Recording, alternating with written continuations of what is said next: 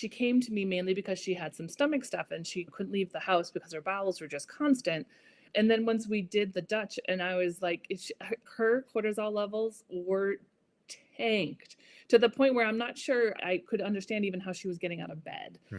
And again, just super eye-opening for her to be able to point to the fact that like her lifestyle in the current state that she was in, the way she was eating, the way she was, again, not drinking, people have cocktails here and there, she'd have a glass of wine at night, but again, like just lifestyle things that were just tanking her body. And I think that was super validating for her, even though she didn't come to me so much for fatigue because she didn't think she was tired. But once we slowed things down, her body like responded. She crashed a little bit in the beginning once we took away caffeine and all that kind of stuff. But then by the end of our sessions in 4 months, she's had more energy doing less in her day than obviously what she was doing. And she's now back outside enjoying life. She's out walking, enjoying the nature sounds. She's sitting by the fire with her husband at night just to decompress.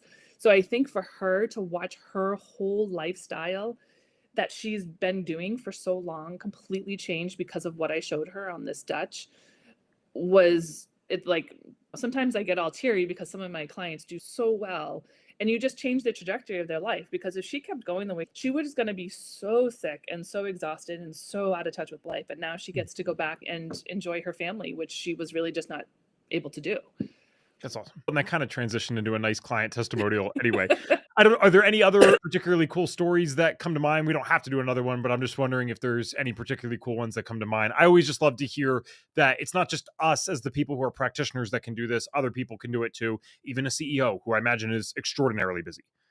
I will say, so now granted my daughter's not a woman over 40 that I treat, but she was diagnosed at 2 with juvenile rheumatoid arthritis. Mm. Long history of illness, constant on-off medications. And once I did the labs on myself and figured out how truly eye-opening they were, once I first graduated as an FDN, I was like, we're testing you. So we did a bunch of labs on her. And again, completely eye-opening to where her body was. All the things that we did, she was failing every medication they were throwing at her. And again, now I'm in this holistic space and I just can't even continue to pump poison into this child. Granted, you need medication when you need medication, but at this point I was like, let's do some lifestyle changes. And I'll tell you, her rheumatologist told me that taking gluten out and giving her a couple of supplements was not gonna change her trajectory of her disease.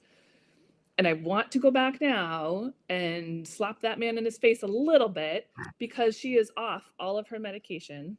She is having no joint flare-ups. She's thriving at 22 years old, graduating from college. It's just life-changing for her. It took me a while to get her on board, but once we did all the labs and changed all the things that she needed to, she's gaining weight. She was always very skinny and petite. She's finally gaining weight. She has energy, living a great life at college. So she's another one of my like great stories of just life transformation. I think not only is family an amazing one to always share, but especially when it's your daughter, I don't have kids, right? So I can only comprehend that through other people. And it seems like that's probably one of the most amazing things that you could do, especially if she had it that young. And just to be clear, you said it's autoimmune, right? Yep. Okay, so that's what's even nuttier. You got to back yourself up because I don't want to get fully into this. We could be on forever.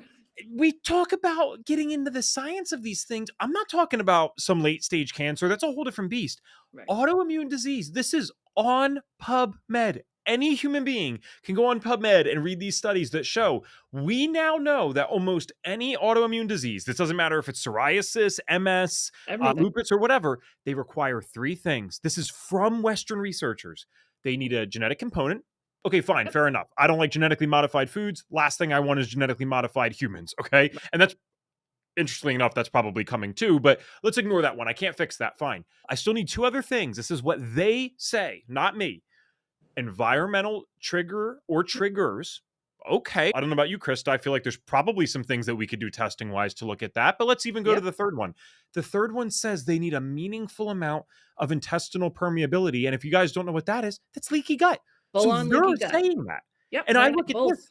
Yep. Yeah. And of course, leaky gut is not a diagnosis, nor do we treat anything specifically. But Christa, we certainly have labs that show how permeable someone's gut is. And I don't know about you, but I have done things with clients that led to those labs looking significantly better. I'll put Yeah. it that way, and I'm sure you have as well. Okay, if I have a stool that has 3 legs, and I know for a fact that I could basically rip out 2 of them, I don't have a stool anymore, I have a pile of wood. So, I will shout that one from the rooftops anytime autoimmunity is brought up, because the idea that not only do they not address this stuff, but they're gonna look at a mom and say, "Oh, you can't do anything with just this stuff." There's gotta be some triggers, right? Yeah. And you definitely can do stuff about leaky gut. In fact, if you probably do stuff about the triggers, it's probably gonna affect the leaky gut in a Right. positive way, right? So, eh, guys, don't take my word for any of this. Please go fact check this if you have an autoimmune Yeah, disease. I've seen it firsthand. Crazy. We did a bunch of labs. We looked at MTHFR, which obviously, her and I both have. That changed a little bit.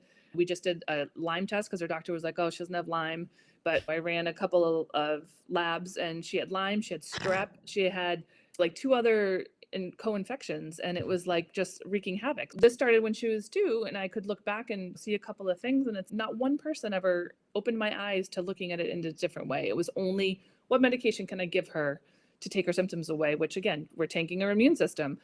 Completely the opposite of what she needs. So yeah, it's been fabulous to watch her heal and know that I wish I could go back to all these doctors and be like, could you just open your eyes a little bit? Like, just be Yeah. open to trying something different instead of just telling me this is not going to work. And I'm sorry, the only thing that's going to fix her is medication. She's extremely